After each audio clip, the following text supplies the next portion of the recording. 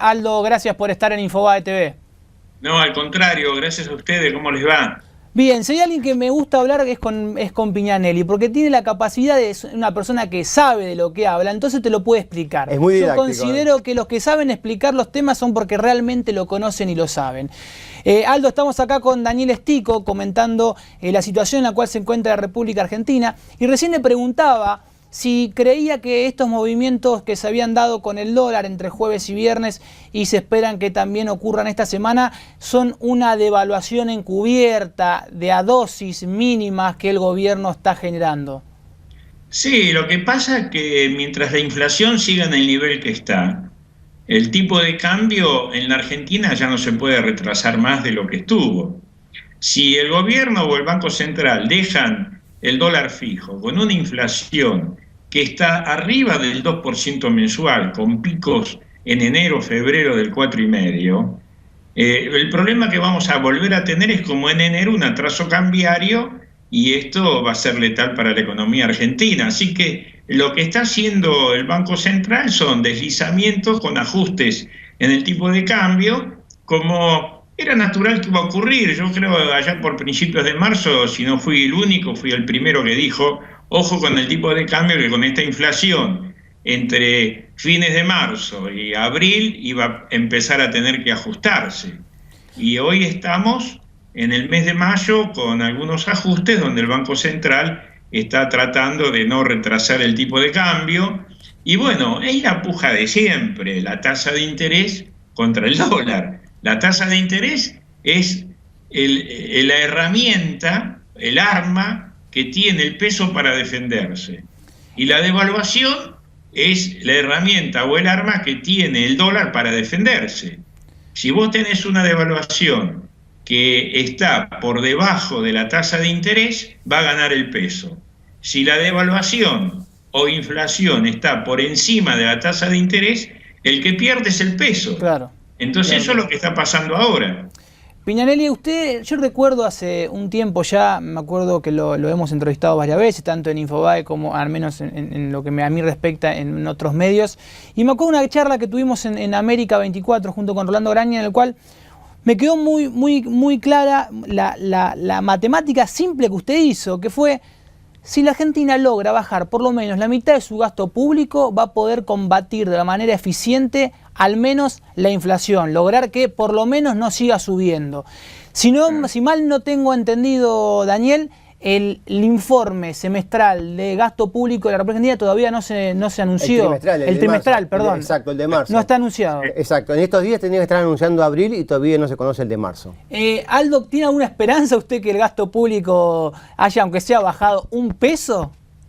No, el gasto público por los 2 o 3 primeros meses que uno tuvo acceso a la información está aumentando al 40% anual. Me deja más tranquilo, Aldo. Por encima de lo que aumenta la recaudación. Lo que pasa que el gobierno, donde sí ajustó, fue en los salarios y en las jubilaciones. Si nosotros tuvimos solo en los primeros 4 meses de este año una inflación del 16% real, o un 12% como dice el gobierno, y la inflación de septiembre a septiembre se ajusta solo un 11%, no hay que ser un gran matemático para darse cuenta que las jubilaciones fueron una variable de ajuste del gasto. Y con los salarios está pasando lo mismo. El gobierno Aldo, Daniel Estico te habla, ¿cómo estás? ¿Cómo te va? Muy bien, ¿qué decís? Ahora, yo estoy de acuerdo con el tema del tipo de cambio, que hay que ajustarlo justamente para que acompañe la inflación. Ahora, si yo me pongo un abogado del diablo y digo, le comentaba un poco a Juan Cruz, hoy el 8,12 comparado con un año atrás estaba en 54% el aumento. Entonces, dice, ¿de qué reclaman los economistas que hay atraso cambiario? Bueno, lo que pasa es que ya venía antes con atraso cambiario. El tema es el siguiente: el propio gobierno planteó en enero que el dólar de convergencia era de 8 pesos. Claro. Si vos tomás enero 8 pesos con un inflación de 16% en 4 meses, hoy estás hablando de un dólar de convergencia de arriba de 9 pesos. 9,50, claro. Entonces, evidentemente que hay un atraso en el tipo de cambio. No es lo mismo que en enero el atraso. Yo creo que en enero teníamos un atraso superior al 25%, de hecho pasó de 6 a 8 pesos el tipo de cambio, sino que hoy yo estoy ganando un atraso del 10-12% en el tipo de cambio. Lo que pasa es que si pretenden congelarlo, cosa que no creo que vaya a ocurrir, cada mes se te va atrasando el porcentaje de la inflación que tengas, ¿no? Y ese es el problema. ¿Y a qué atribuyes entonces que si el tipo de cambio de convergencia teórico estaría hoy en 9 pesos, sí, el libre se haya disparado en la última semana, pese a la política de astringencia monetaria del Banco Central? Uno viene al balance del Banco Central y sí, vemos que la base ya está creciendo al 16, al 18%, claro, o sea, bastante por debajo de cualquier índice de inflación oficial y más aún privado, y sin embargo hubo resto como para que el tipo de cambio libre se deslizara a 11,10, 11,15. Sí, bueno, ahí tenés gente que se quiere anticipar a la corrección del tipo de cambio por un lado, y por otro lado es el mensaje que puede estar dando el gobierno cuando intentó bajar la tasa de interés, que lo hizo en 1 o 2 puntos, y comenzó a conocerse que a partir de junio, julio, no solo se termina de liquidar la gran parte de la cosecha de soja, sino que va a haber que emitir muchos pesos para financiar al fisco, ¿no? Siempre el segundo semestre de cada año, en los últimos 4 o 5 años, fue la etapa del año donde más se emitió dinero para el déficit, porque vienen los aumentos salariales, es cuando se ejecuta más el presupuesto.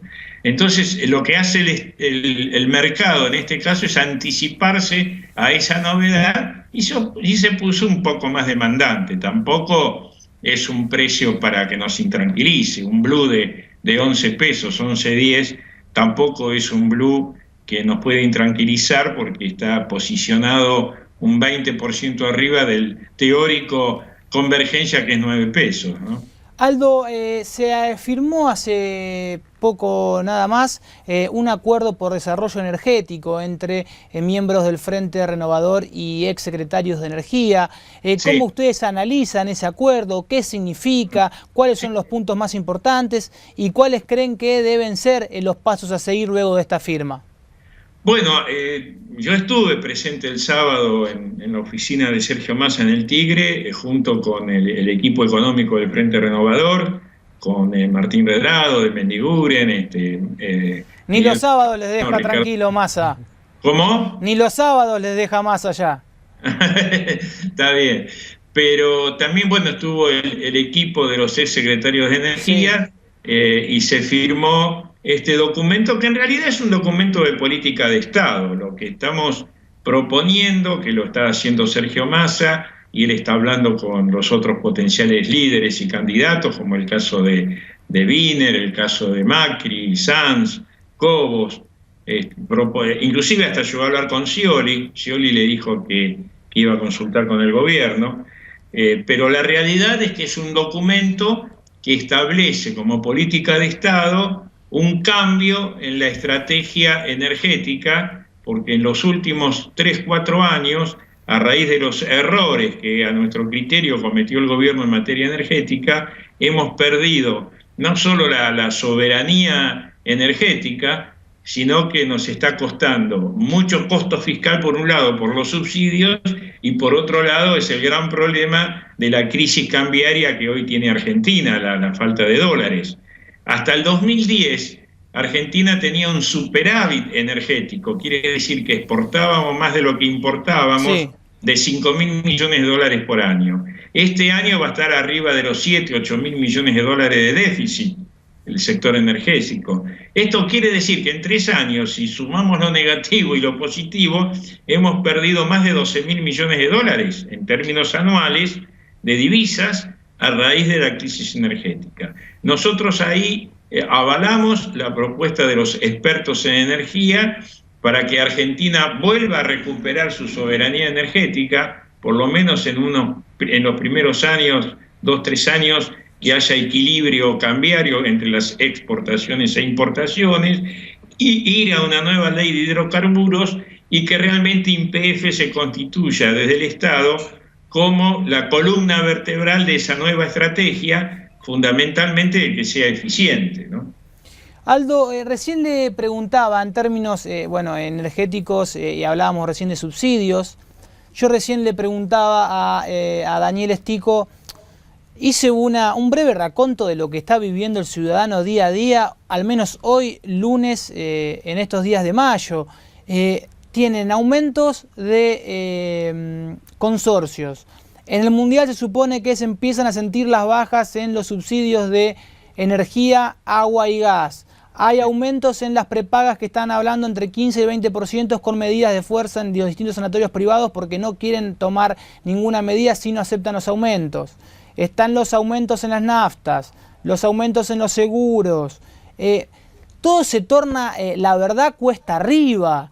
¿Qué le queda al gobierno para manejar esto? Porque, a ver, la sorpresa o la necesidad que va por un lado, pero ya no le quedan muchas recetas al gobierno para implementar. Si un equipo de fútbol todo el tiempo tira pelotazos, en algún momento el equipo contrario ya sabe lo que va a hacer. Claro, y hasta te podés meter un gol en contra. Exactamente. Mira, la realidad es que el gobierno no supo aprovechar sus tiempos en materia económica, ¿no? Yo digo que este es un gobierno que tuvo 2 noviembres negros, en 2011 y en el 2013, ¿no?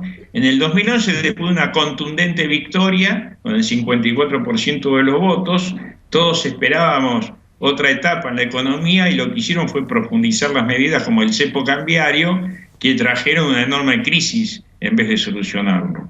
Y en noviembre del 2011, después de una contundente derrota, al revés, dijimos, bueno, ahora vienen cambios, van a tomar medidas. Esas medidas fueron parciales, solo tomó medidas y tardíamente en enero el Banco Central, pero se nota que en el Ministerio de Economía o no quieren, o no saben, o no los dejan tomar las medidas en cuanto a política de ingresos y políticas fiscales para permitir que la expectativa sea un poco mejor que la que hay en la economía argentina. Entonces, el gobierno ha perdido los tiempos. Y vos sabés que en economía el tiempo, el momento en que pegás en las medidas es muy importante, claro, ¿no? En economía, como decía aquel gran estratega que fue Napoleón Bonaparte, él decía, yo puedo perder armas, puedo perder hombres y terrenos, y los puedo recuperar. Lo que no puedo recuperar en una guerra es el tiempo perdido. Y en economía pasa lo mismo. Entonces, están llegando mal y tarde a las decisiones, y yo veo que el gobierno en materia fiscal y en materia de política de ingresos está corriendo el problema de atrás. Ahora, Aldo, ¿hoy el gobierno está en condiciones de hacer un replanteo de política económica con esta gente? ¿O para que sea creíble tiene que cambiar el equipo nuevamente y justamente a partir de ahí hacer un plan de una política de ingresos integral? Porque se han ido manejando en forma aislada, algo Banco Central, nada economía. Claro, bueno, vos hablaste de un tema que es crucial, que es el crédito. Viste que la palabra crédito viene de creer. Exacto. Y nadie te da crédito si no cree en vos, ¿no? Yo me acuerdo cuando el gobierno implementó los CEDINES y los VADE, que a mí me preguntaban desde un principio, y yo dije, todo va a un fracaso, cuando el 90% de mis colegas decían que no, que iba a ser exitoso. Yo digo, ojo, que para colocar, estos son créditos, y la gente no cree en el gobierno ni en el Banco Central de ese momento. Entonces, me parece que si el gobierno quiere tomar la iniciativa en lo económico y lograr un poco equilibrar la situación, por lo menos a mi criterio, ojalá me equivoque, pero me parece que el equipo económico no tiene credibilidad. Tal vez el que tenga más credibilidad es Fábregas, porque tuvo éxito en sus medidas, pero en la medida que pase el tiempo y no lo acompañen al Banco Central, también se va a empezar a desgastar la figura del presidente del Banco Central. ¿Y cómo sería ese acompañamiento al Banco Central sin, como dice muy bien Juan Cruz, todo el costo de ese ajuste vuelva a caer sobre el trabajador, sobre los sectores más debilitados? Bueno, acá básicamente, justamente, a ver, la inflación es el impuesto más injusto acá y en cualquier parte del mundo, porque lo pagan los más pobres. Así que ya de por sí tener alta inflación es un ajuste que pagan los pobres. Por algo Argentina viene creciendo en pobreza. Ahí usted, Aldo, acaba de nombrar una palabra clave, pobres. Hace minutos nada más, si mal no tengo entendido, el ministro de Economía, Axel Kicillof, en diálogo con el vicegobernador de la provincia de Buenos Aires, Gabriel Mariotto, dijo que en la Argentina estamos acostumbrados a que se haga racismo contra los pobres. ¿Perdón? dijo Axel Kicillof que en la Argentina estamos acostumbrados que se haga racismo contra los pobres. Y ellos son los primeros racistas. Al tener inflación hacen, ¿y sabes dónde hacen racismo? Cuando le echan la culpa de la inseguridad y la violencia a que hay pobreza y marginación, cuando en realidad no es así, el problema es otro, ¿no? Me parece que ellos son los primeros que hacen racismo por mantener este tipo de política económica. Ellos creen que entregando subsidios y sometiendo a la gente a la dependencia de 1.500 pesos por mes o de 500, 600 pesos por hijo, eso es hacer política social, están muy equivocados. Yo estoy de acuerdo con el subsidio y la asignación por hijo, pero tendríamos que tener no subsidios a los que no trabajan, sino a dar trabajo y ahí subsidiar para que puedan trabajar, educarse, capacitarse. Así como estamos, no tiene salida lo social. Es fuerte lo que está diciendo Piñanelli, ¿no? Los racistas son ellos. Claramente. La verdad que la frase esa, como respuesta a las declaraciones del ministro de Economía, son más que contundentes. Aldo Piñanelli, expresidente del Banco Central de la República Argentina. Estico, ¿alguna última pregunta que le quiere hacer? Una pequeña pregunta. Se habla en el Ministerio de Economía de que la crisis solamente afecta al sector automotriz. Vos sos un hombre que asesorás muchas pymes, trabajás mucho con el sector real. ¿Hay recesión solamente en el auto automotriz en Argentina o es más abarcativo? Mirá, es mucho más abarcativo, hay recesión en la industria de la construcción, en la industria textil, en el consumo, en los servicios. No, la recesión está afectando a todos los sectores, salvo al sector agrario, que tiene mayor volumen, al sector de servicios como los bancos y las telefonías celular. Digamos, ¿y el sector público? Sí, bueno, el sector público tiene la ventaja de la emisión de la moneda, y con eso sostener la demanda del sector público, pero eso es a costa de los pobres. Vos fijate que lo paradójico, ¿no? Que este gobierno se jacta de defender a los pobres y está succionando fondos del sector privado a través de la tasa de interés para dárselo al público que tiene déficit. Entonces, ¿por qué no analizan bien cuáles son los efectos sobre la gente que trabaja, sobre los pobres, de tener alta inflación? Aldo Piñanelli, expresidente del Banco Central de la República Argentina, gracias por estar en Infobae TV, claro como siempre. Gracias a ustedes, buenas tardes.